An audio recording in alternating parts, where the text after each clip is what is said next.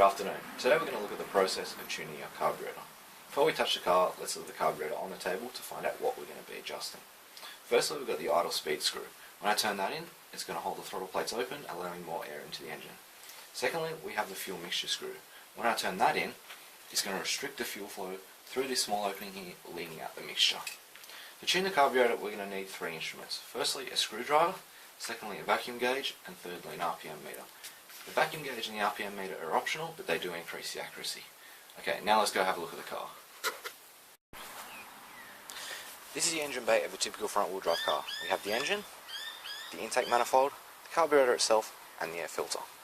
The next step from here is to warm the car up to operating temperature, so run the car until the radiator fan comes on. Now we need to remove the air filter so we can gain better access to the mixture screws. With the engine now warm and the air filter removed, we have much better access to our carburetor. The next step is to connect our measuring equipment. The induction clamp of the RPM meter is connected to the wire joining the ignition coil and the distributor. The vacuum gauge is connected to the vacuum tree at the back of the intake manifold.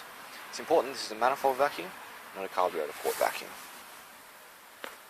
We're going to go adjust our fuel mixture screw. Firstly, we're going to turn it all the way in as far as it can go, then we're going to turn it back out 2 turns, and that's going to be our starting mixture.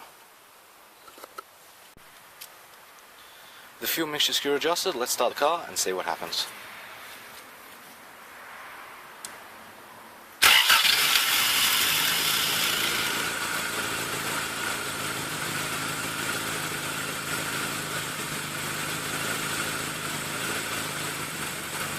Now we can immediately see that the RPM is way up in about 900. The vacuum gauge is at a high value, but probably won't be once we drop it down to about 800, so I'll go ahead and do that.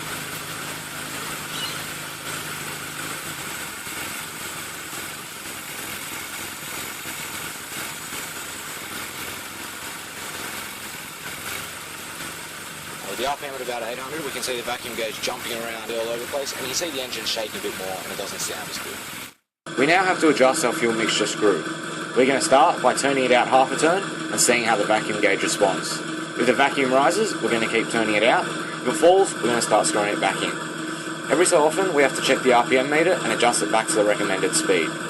The trick here is to get the highest vacuum at the idle speed. This is a fiddly process and should take about 10 to 15 minutes, so I'll show you the final result. We can see now that the engine RPM is at about 800. The vacuum gauge has a stable high reading on it, and the engine is sounding very smooth and not shaking around in the engine bay. Once you have reached similar conditions to these, you have successfully tuned your carburetor. Thanks for watching.